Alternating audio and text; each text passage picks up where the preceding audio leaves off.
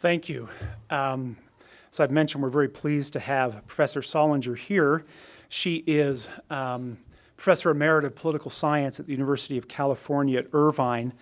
And she is a very prolific and accomplished scholar.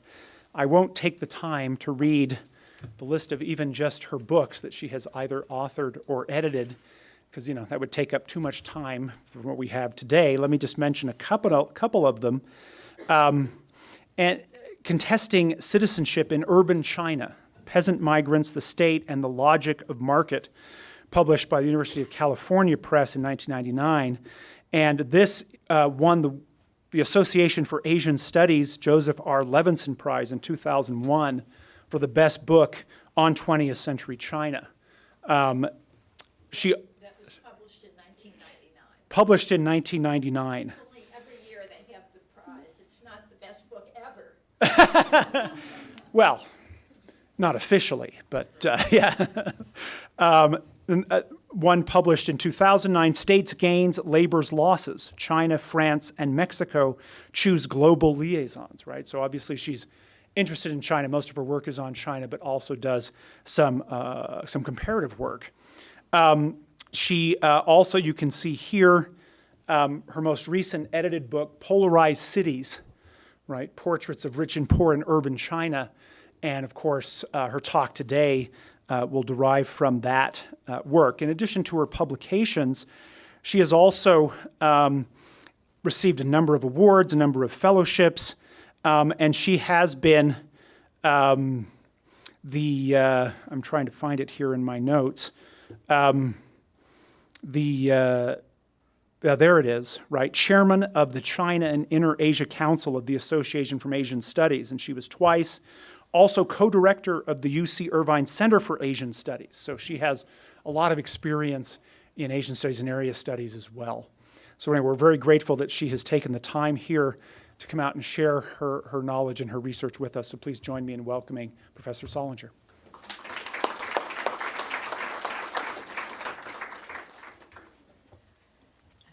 Thank you very much. Well, let me first say, how many people in the room have got any information about China, either reading about it or taking a class or went there or anything like that? Not that many. Okay, I have to keep that in mind. Also, I don't know if you do encounter information about China, you might see things like what I was just starting to read. I'm on a worldwide email list of scholars and economists and lawyers and government people who work on China. And so one of the articles I just received says, a rural resident, that is somebody living in the countryside in China, is 30% more likely to die after a cancer diagnosis than an urban resident.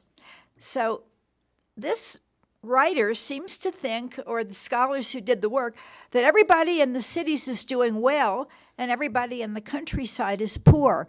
That's very frequently what you learn. But it's not the case. In fact, in the cities too, there's a lot of poor people. I don't know how many, but a lot. And just if you get interested in this as I'm talking, this is the book that Professor Benfeld just mentioned. And I have a few copies here. The regular price is $32, but there's a discount down to $25. It's about the poor people and the rich people in the cities. So it's not true that China's wealthy and everybody's risen from poverty, which is what the newspapers often say. So there's the title. And I know at least some of you have focused, and this whole lecture series has focused on the issue of social justice.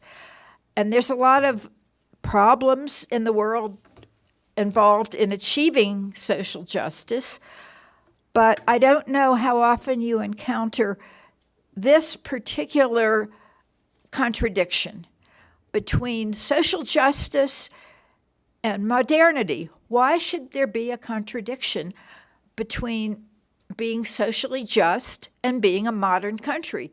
It's not something that you would think of right away. But in China, there is that problem. So let's see how it operates. Like I said before, the usual story about China is that it's lifted millions out of poverty. Not quite certain how many millions, but maybe 50, maybe hundreds of millions. Probably all these people are peasants from the countryside.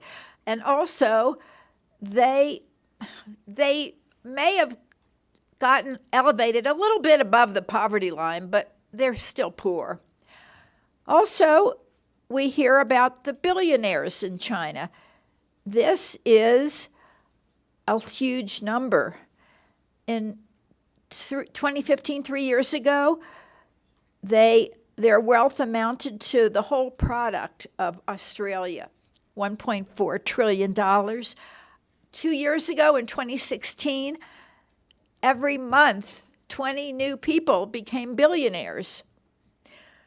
In the mid-2010s, people with a net worth over 10 million US dollars, however, amounted to less than 0.1% of the total population. However, investigators could identify only half the country's billionaires because a lot of them try to hide their wealth so they don't get in trouble for corruption, which is probably how a lot of them got wealthy. So it's a fact. So why is the official story about wealth and elimination of poverty? It's because the present leader of China, Xi Jinping, talks all the time about a China dream. And part of the dream is to become a really major world power, which I think has been achieved. And the other is that the country has to become modern. And this is not just this leader. This has been a dream, maybe not called that, for over 100 years of Chinese leaders and intellectuals. The present government's aims are progress, prosperity, and productivity. And they believe that to achieve that, they need a high quality of citizenry. That's the Chinese for that. 素质高, 素质 means quality, 高 means high. This is for public display, global pride, and legitimacy of the government. So what is the opposite? The opposite is whatever does not fit into that mold. And those poor people, at least in the cities, are really cast aside so that they're out of the range of watching gazes. So if you happen to go to China, you probably won't see any poor people. China is proud, but it's self-conscious. And this leads to fears of having poor people identified with the country the way it used to be before, let's say 40 years ago, when the government following the leader Mao Zedong began to try to enrich the country.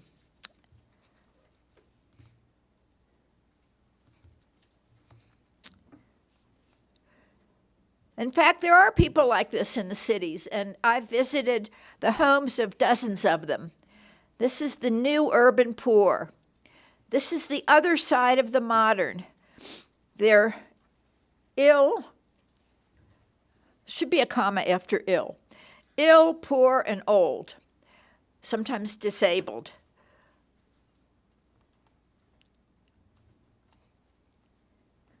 This is not immediately responding there. Yeah, disabled.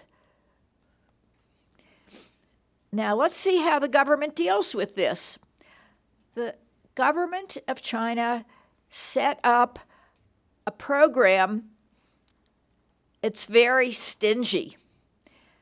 It's directed at the urban poor. It was set up in the 1990s, especially made nationwide in the late 1990s when the numbers of unemployed suddenly shot up. So, the bottom Is there any way to make the bottom line show up? There's more down there. Whoever's in the back, can you hear me? What?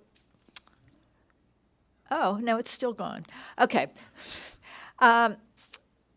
If you compare the way the urban poor are treated, that is the, okay, good. At least it's small, but at least it says everything. If you compare the way the present poor in the cities are treated, they're treated worse than the people who were unemployed 20 years ago, treated worse than the rural poor in recent years, and they're treated worse than poor in other countries. The reason being that the government has two goals here. One is they want to give the poor people something so that they won't demonstrate and complain and cause instability, but they also want to get them out of the way, keep them inside so that the cities look modern. Not responding. Okay.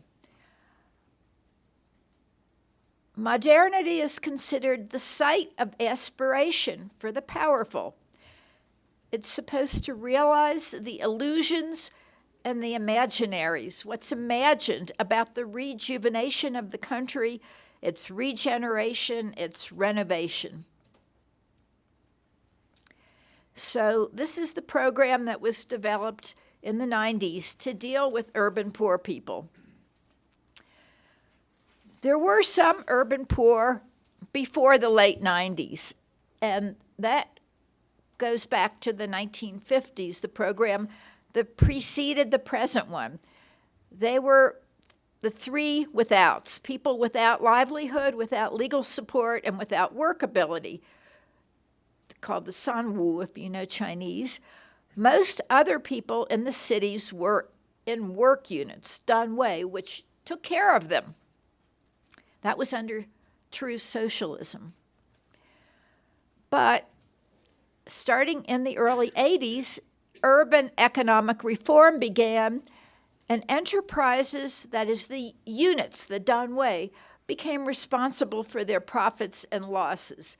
Instead of the government always budgeting out a certain amount of investment for every factory, enterprises had to survive on the basis of their own profits. Also, foreign firms were invited into the country to invest and make money. And there were competition from what were called collective firms, which often were in the countryside. Foreign firms and collective firms did not have to provide welfare for their workers, which the state enterprises, the danwei, did have to do. So I said before, the state firms really took care of their workers in the socialist period up to 1980 and even up to 1990. But with this competition from foreign firms and collective firms, not managed by the government, half the state-owned firms were losing money from the competition, from competing with firms that didn't have to provide welfare. So the old state welfare system, which was based in the enterprises, could no longer cope. The firms were expected to be earning profits, but at the same time they were competing with firms that didn't provide welfare. Another big thing, besides the move to profit-making and the elimination of welfare, was that China's leaders began to be focused more and more on entering the World Trade Organization. The Chinese government had applied to join in 1986, but it took a long time, 15 years, before the rest of the members, or the members, I should say, were willing to admit China, because the World Trade Organization is an organization of market economies, countries based on the market. And China was very slow to completely run its economy based on supply and demand and advertising and profits that we associate with capitalism. The government still continued to favor and help out the state-owned enterprises. However, by the late 90s, the Chinese government was gradually changing its economy so that it could be compatible with the regime of the World Trade Organization. And there was a prospect of more and more global competition, because entering the World Trade Organization would mean opening China's borders to the massive entry of foreign firms which would not face barriers to their products. And the Chinese leaders were worried that Chinese products would not be able to compete. Furthermore, a lot of factories in China were working with technology that went back decades. So they hadn't had to compete in the world till the late 90s. So the leaders decided in the mid-90s that firms that were losing money, which meant more than half the firms, should be shut down and eliminated. And the leaders considered the workers in these firms to be worthless. Why were they worthless? Well, they hadn't had much education, they didn't have skills, they weren't in touch with the modern world. They'd had lifetime guaranteed employment and welfare no matter what, and no worries. So the leaders of China around 1997 ordered that these workers should be fired all at once in the name of enterprise restructuring, making the enterprises ready for global competition. And these workers, raised in a country where the education system wasn't very good and where they'd been working at the same machine for decades, they just weren't fit to compete. What was the effect on the urban workforce? Of course, mass unemployment.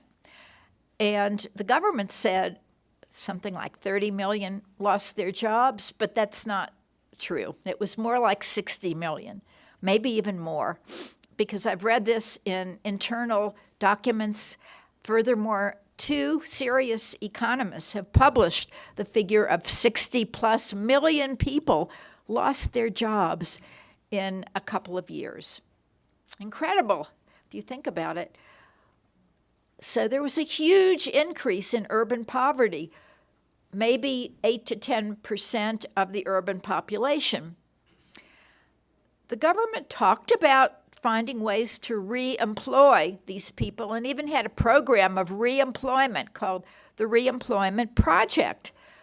But a couple years later, in the majority of provinces, the rate of being able to re-employ these people was less than a fifth. So 80% of these people who lost their jobs were able to be reemployed. Many did find repeated short-term, irregular work posts, and that's still true today. But I got interested in this just as it was happening, and I was able to interview some of these people. And so one woman I remember said, "Am I employed or not? Am I reemployed or not? I've already had 3 jobs, and I've been fired from 2 of them because they went bankrupt, little street businesses like stalls on the street. So should I be counted as reemployed or not? I'm in my 3rd job, but who knows how long I'll stay here."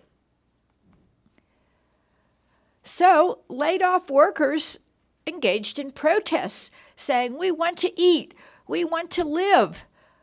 And that made the central leaders worry about disorder and instability.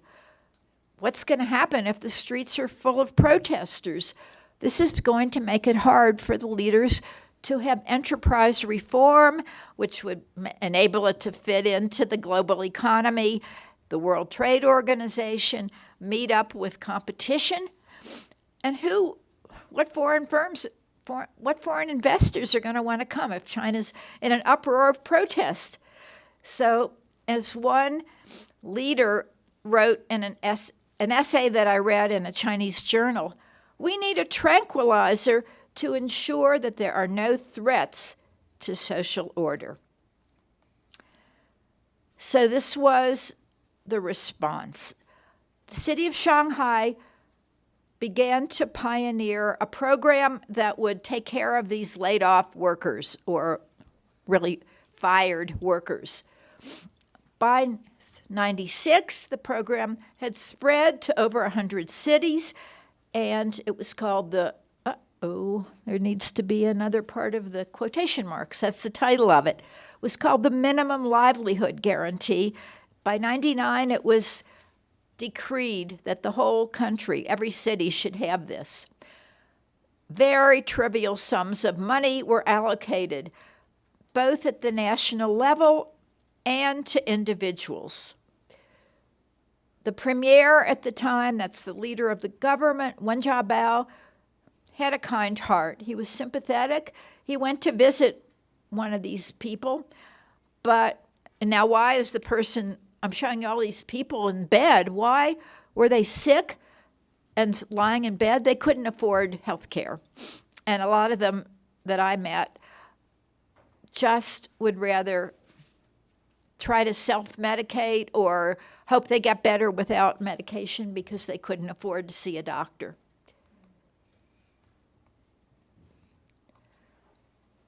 Now, here's a picture. I think it probably is genuine. She's crying with gratitude for being able to receive this welfare payment. In fact, I did talk to a number of people who would start crying when I talked to them. Not always out of gratitude, sometimes out of misery for having been fired from their jobs. This program was called the Third Line of Defense. The first program, the basic livelihood, didn't work out. That was in the 90s. It was based on each factory should try to give some money to its laid-off workers. Well, the factories were going bankrupt, so they couldn't afford to do it. Then there was UI, is unemployment insurance. That didn't work because that also had to come partly from the factories, and the factory managers didn't put money into their unemployment insurance funds because they didn't have the money. So this was a nationwide program for the most desperate citizens. These were the low or the skilled or the unskilled, undereducated, and has anybody ever heard of, I bet not, the Cultural Revolution in China? Some have. This is a program Mao Zedong started, lasted 10 years, in the mid-60s to the mid-70s, in which all the schools were closed down, so young people just had to gain their education from being in a factory or going to a farm, practical, everyday production experience, but not book learning. So the people who'd been through that were the ones who were laid off because they didn't have a proper education, which wasn't their fault. Also, the chronically mentally ill, the disabled, and people who were 35 years old, which is extremely young, even though it may not sound like it to you. I know, when I got my first job, I was 30, and there was a coworker who was 40 riding her bike to work. And I thought, how could such an old person still be riding her bike? Well, I'm still riding my bike, and I'm a lot older than that now. But anyway, 35 is very young to be laid off and told that you're too old to work. And I interviewed a number of these people, especially women, who thought their working lives were over at 37, something like that. These people were viewed as obsolete from a modern urban perspective. So the social justice issue comes in when you think that the modernity of the country is now considered more important than genuine social justice for these people who are considered of no use. The program, it's means tested, which means that how much do you have in income? That's your means. If your income is at the time was something like 300 Chinese dollars a month, which at the time was about 40 US dollars, then your family, if your whole family had 40 US dollars a month, you could get the amount of money that would bring your family up to 40 US dollars. It was that little bit. It's very meager and it stigmatized people. People did not have to contribute to it. They just got a transfer of cash. So every city had its own poverty line, still does. The households were subsidized so that the per capita income would be equivalent to the city poverty line. So if the city, actually the 300 wasn't a good figure because usually at that time it was more like 200 per person, which would be, 200 per person would have been $25 per person a month. You had to be registered as living in the city district to be eligible. This was only for the cities from 1999, and then in 2007, a rural program was created. If physically able, the people had to do unpaid obligatory labor a couple times a month. How adequate was it? On a national scale, in mid-2000, the program only served about 4% of the country's city population, but at that time, almost twice that percent had a net income that would have made them eligible if the cities they lived in were being not generous, but at least willing to follow the program. So only about half of those who were eligible for the program got it. Plus, a lot of it was leaking out to people who didn't deserve it because they were friends or relatives of the officials who handed it out.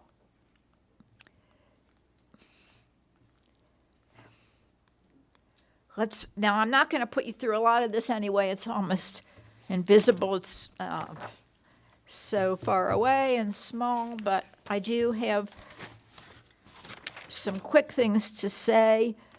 This is the highest amount of gross domestic product as a percent, 0.274% of national gross domestic product went to the program in 2011. Oh, no, wait a minute. Here's 2013, a little bit higher, but this is the most recent figure I have, 2015. It went down to 0.20%. So the last couple of years, it's been going downward.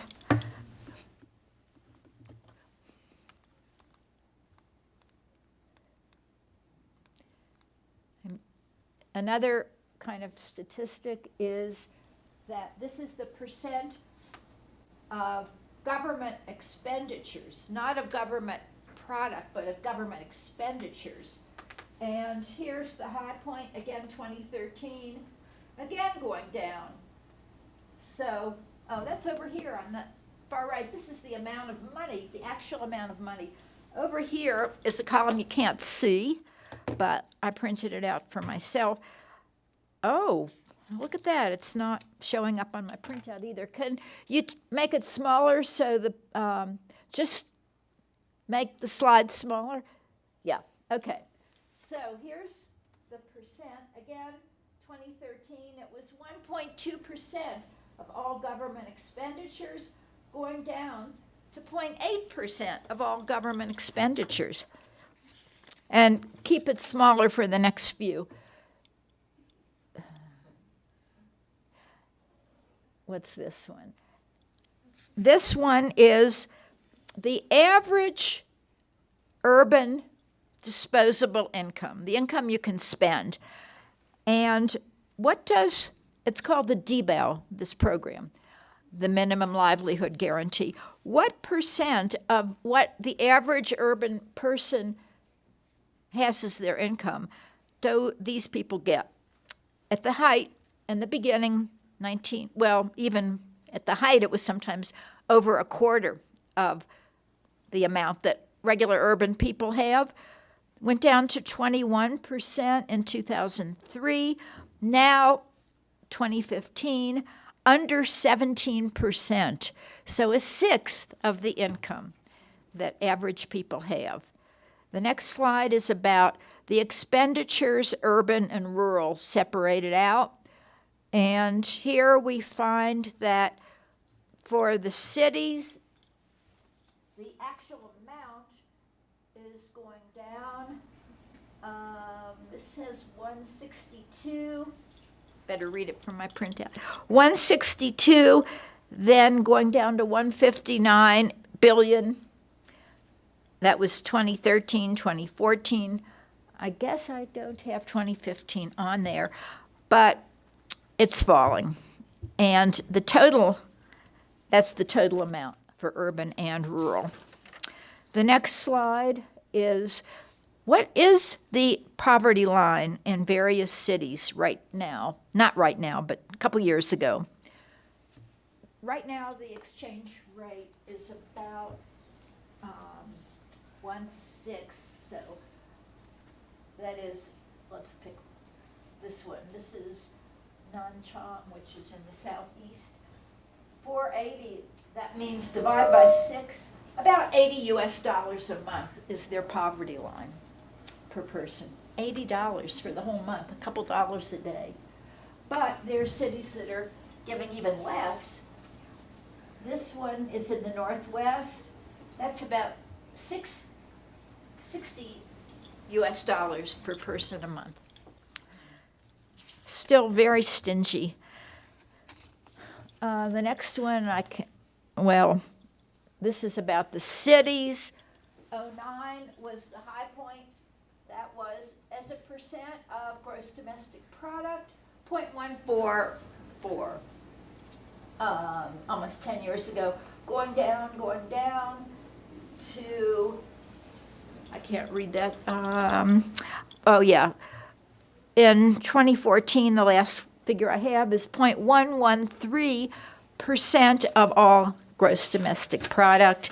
Next slide, please. The next one there. That shows the urban nationwide average disposable income shooting up, and this is the national urban average across the country poverty line, or DBEL norm. And one more slide like this. Oh, that's, okay, go on. I don't need that one really. This is the numbers of recipients. And the total number at the peak was 2011, 75.86 million people nationwide, urban and rural, dropping down to, that's 2014, 70.84 million. So the trend is downward. And in the cities, the peak was 2009 when it was 23.5 million. This is 4 years ago, 18.77 million. And that's out of about 500 million or 600 million people are getting it, but the poverty numbers are probably higher. I don't know. There's no national figure how many urban poor are there. Maybe they don't want to publicize the number. Maybe they just don't know. So have the recipient numbers been going down because poor people's incomes are going up? No, I don't think so. A poverty expert estimated that the line is so low that if we raise the line by 50%, 20% of the city population would qualify, which would be about 90 million people would qualify, but that's 10 years ago, maybe more now. But only at that time, maybe 22 million were getting it. In 2013, there were at least 30 million poor, but only 21 million recipients. Since 2012, the official program has become harsher. You have to count all your assets of the poor if you have a car, which of course they do not, but if they somehow have a second home, which they don't, but I don't know what assets they're expected to have. If you're capable of working, you can't get it, even though you won't find a job. You could be 45 and able to work, but nobody wants to hire you. So they're really excluding people. That's the reason. And, well, when I did some interviews in 2012, I was told a person under 50 with work ability can't get the D-Bell now. It's become very strict. If you can't find work, that's not a condition for getting the D-Bell. We encourage them to work. And the next person said the same. That was a local official. A recipient, a D-Bell, who 8 years ago in his home, he was half paralyzed with high blood pressure and diabetes, but he wanted to work. He said, because I'm too old and sick. If you were a boss, you wouldn't look for a person over 40 who's sick. It's this simple. A state oil depot employee who'd been laid off said, everything requires a high educational background. I only have primary school education. Naturally, they won't hire me. Talented people are numerous, so they won't take me. You might say, go sell things. That needs some startup money. Private business people won't hire us. Private bosses have no reason to ask a sick old person to work, right? I've tried to find work. It's no use. No one hired me. I'm too old and I'm sick. The main reason is sickness. When the boss hears you're sick, he won't want you. Being young is much better, and that's just how it is. Now let's look elsewhere. The urban D-Bell norm in 2010 was only about 8% of the national average wage. In 2015, under 17% of the national urban average income, which had dropped down from the year before and a steady drop from 2011, as I said. More comparisons. The average percent of gross domestic product, you can read that there. Urban and rural expenditures came to only 0.2% of GDP, gross domestic product. But in Latin America in the early 2000s, look at the difference, 0.2 in China, 0.5 to 1% for targeted poverty programs, 2.5% for cash transfers. And in 2013, expenditures throughout Latin America on anti-poverty came to 1 to 2% of GDP. In Indonesia, a little over 10 years ago, 0.5%. So all these other places with poor people were doing much better. In the countryside of China, where China wants to be able to say that poverty is being wiped out, and I can't exactly tell you why the countryside is getting more attention, but it is. The rural average in 2008 was about a third of the urban one. 4 years later, it had gone up to closer to half of the urban one. In 2013, the total funds for city people had gone up by 12%, and the countryside over 20%.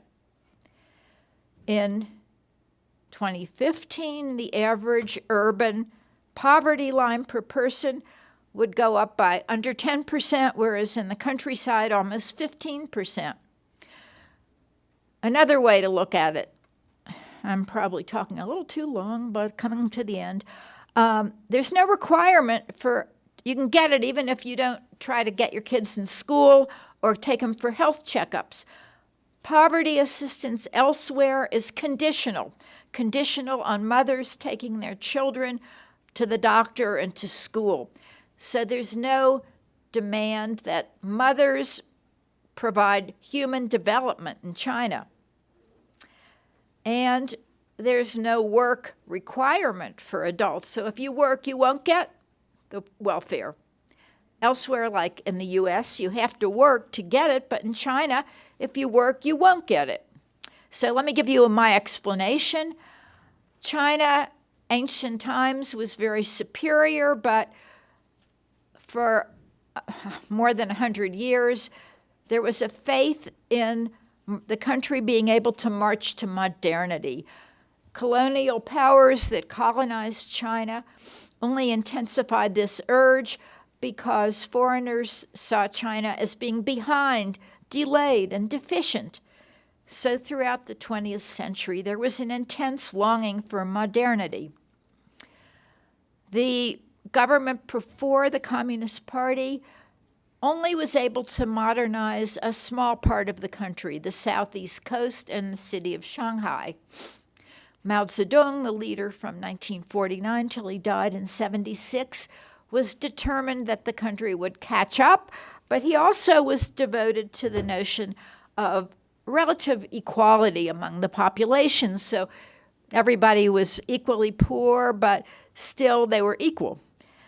Under the next leader, beginning in 78, he wanted China to have personal affluence and the country to be strong.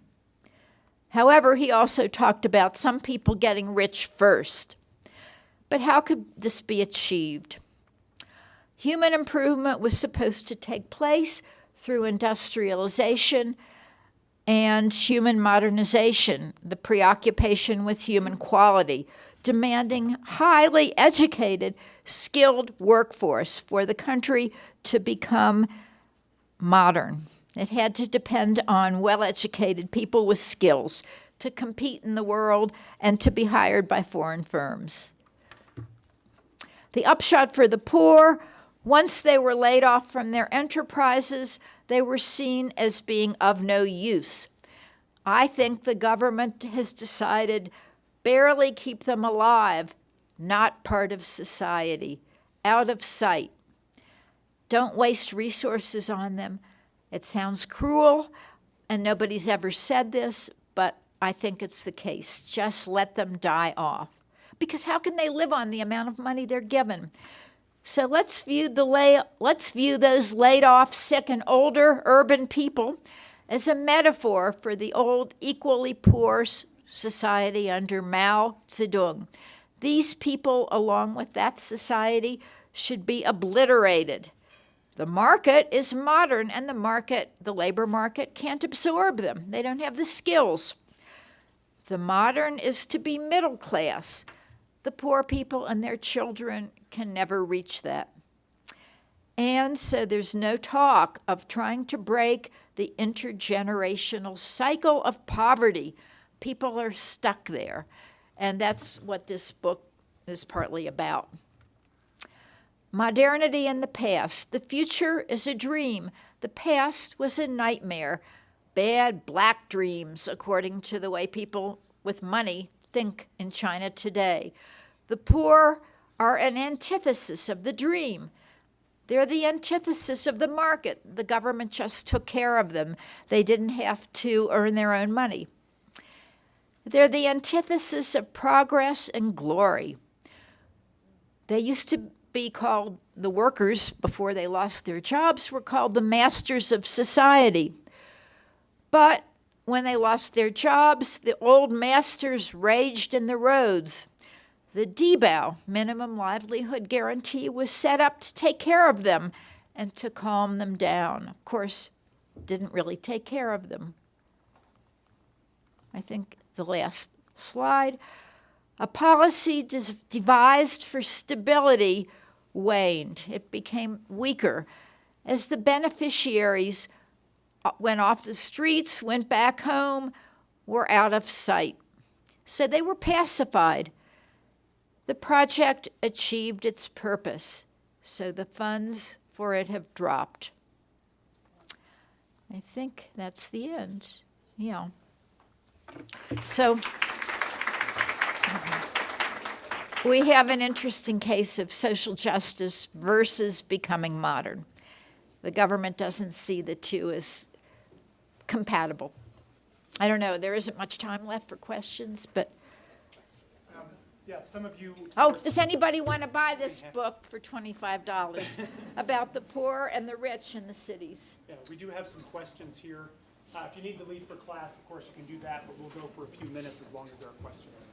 I actually had a question. You had talked about kind of the struggle with Shh, don't talk. the struggle that came out of this desire for modernity and how that affected poverty. I had, I guess, a question kind of about the sweatshops that are big in China and how that's affecting the poverty level as well. Obviously, it's no secret there's a huge demand. Western culture is always going to provide. Okay, let me Yeah. try to answer because there's a line. The sweatshops are mostly employing rural people who are migrating into the cities, not these laid off workers. They won't be employed there. The foreign firms with the sweatshops want young people. They don't want these people. Yeah, so I guess my question was, would you say that the average sweatshop wage, which is about, from my research, about $200 a month, would you say that's a livable wage, or would you disagree with that? Would I say it's what? Would you say it's like a livable wage, or would you say it's Oh, not? Of course, what you need to live in China today is a lot higher than it was in the past decade, but I would say it's barely livable, more so than these people live on. Okay, thanks. So you talked a little bit about education, and I was just wondering if there's any changes to providing education for the urban poor nowadays. Not that I'm aware of. I haven't been able to interview about this for the last 4 years because China's gotten really repressive and you can't talk about ugly things like this. I did see a lot of young teenagers sitting at a desk in the families I visited, but they're going to poor schools, so I don't think so. Thank you.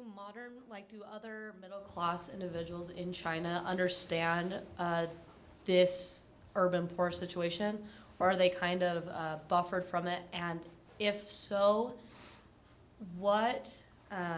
how can that be changed?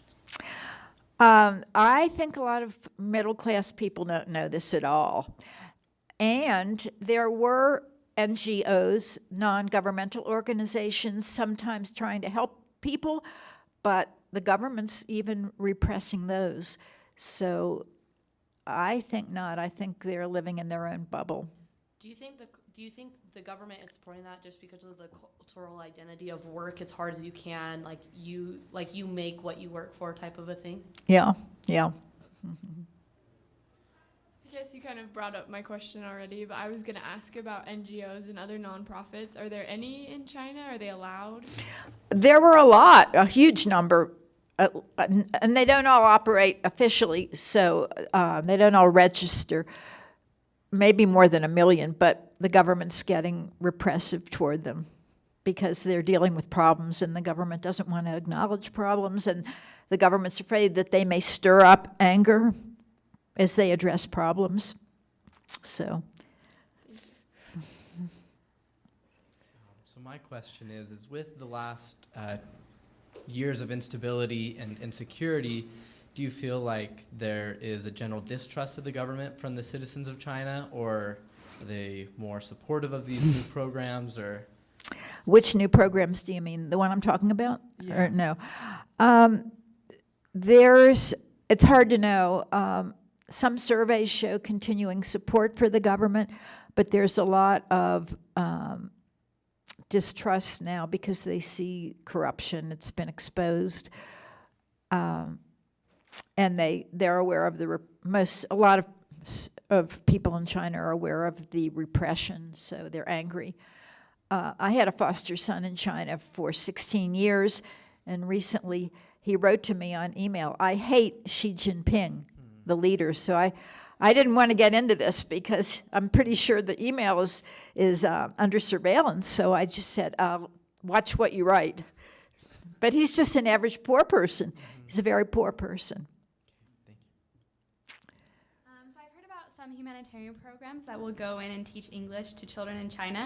How much is that really helpful long term for them to get out of poverty if they speak English?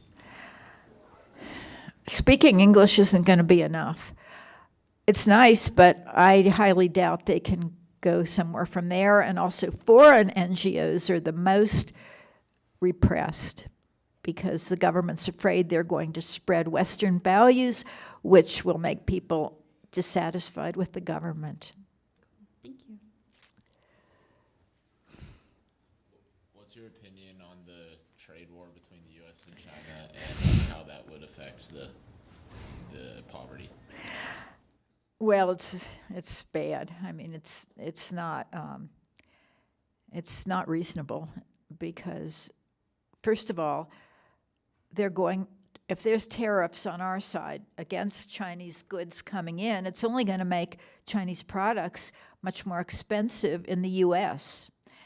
And if our products can't be sold in China, China will just go somewhere else and get what it needs. So it doesn't really hurt China that much, but to the extent it does, it will lead to more unemployment within China. If some Chinese products, if let's say toys become too expensive because of tariffs in our country, then people making toys in China are going to lose their jobs because their products aren't sold. So I think ultimately it's going to lead to more unemployment, more poverty.